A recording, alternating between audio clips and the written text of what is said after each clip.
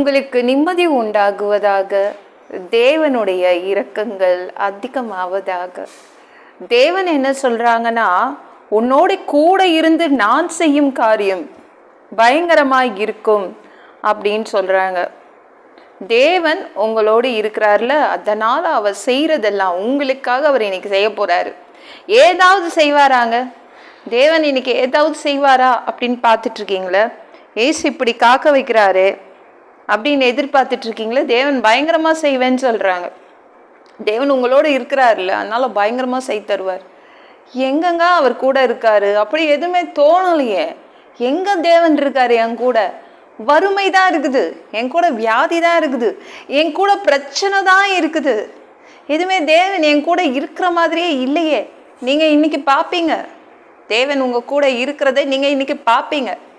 அவர் கூட இருப்பது, அவர் உங்களுக்காக செய்து கொடுக்கும் செயல்கள் பயங்கரமா இருக்கும். பயங்கரமா செய்து தருவார். ஓகேங்களா? நீங்க புரிஞ்சுப்பீங்க. எகிப்து அரசன் நம்ம மோசே தாத்தாவை தான் மதிக்கவே இல்லை.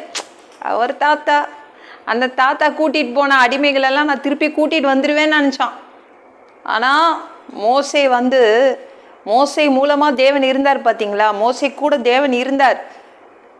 அப்போ செங்கடல் எல்லாமே அவர் பொழந்தார். செங்கடலை பொழந்து ஒரு பெரிய பாதையை போட்டு கொடுத்தார். அப்போதான் எகிப்து அரசனுக்கு புரிஞ்சிச்சு, ஐயோ தெரியாமல் வந்துட்டுமே, போருக்கு தாத்தா நினச்சி வந்துட்டுமே, இந்த தாத்தாவோட தேவன் இருக்காரே, செங்கடலெல்லாம் பொழந்து பாதையை போட்டு கொடுத்துருக்காரு, அந்த பாதையை நான் யூஸ் பண்ணதே தப்பு அப்படின்னு தப்பிச்சோம் பொழைச்சோன்னு ஓடிலாம் நினைக்கும் போது தேவன் என்ன பண்ணாரு? தண்ணியில் தூக்கி போட்டார் எகிப்து அரசனையும் அவனுடைய படைகளையும். தேவன் உங்களோடு இருந்தாருன்னா பயங்கரமாக இருக்கும். அவர் செய்கிற செயல்கள் பயங்கரமாக இருக்கும். உங்களுக்காக பயங்கரமாக செய்து தருவாருங்க. சவுல்ராஜா நம்பவே இல்லை. தாவீது என்ன இப்படி சொல்லிட்டு இருக்கான், இவன் ஒரு ஆடு மேய்க்கிறவன் தானே அப்படின்னு தாவீதை நம்பவே இல்லை. தாவீது கையில் எதை தூக்கிட்டு வந்தான்?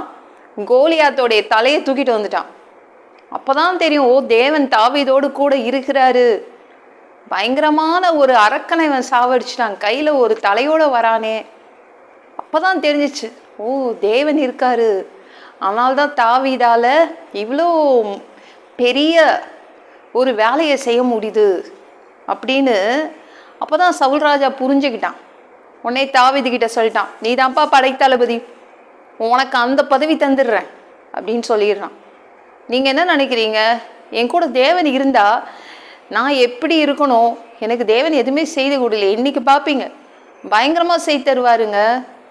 உங்களோடு கூட இருந்து தேவன் செய்யும் செயலை நீங்கள் பார்ப்பீங்க. உங்களுக்காக பயங்கரமாக செய்து தருவார். ஓகேங்களாங்க? தேவன் உங்களோடு இருப்பார். நீங்கள் என்ன செய்யணும்னு நினைக்கிறீங்க, தேவன் செம்மையாக செய்து தருவார். ஓகேங்களா? நீங்கள் எதிர்பார்க்கலாம். இந்த வீடியோ பிடிச்சிருந்துச்சுன்னா மற்றவங்களுக்கு ஷேர் பண்ண மறக்காதீங்க. கர்த்தர் தாமே உங்களை ஆசீர்வதிப்பாராக.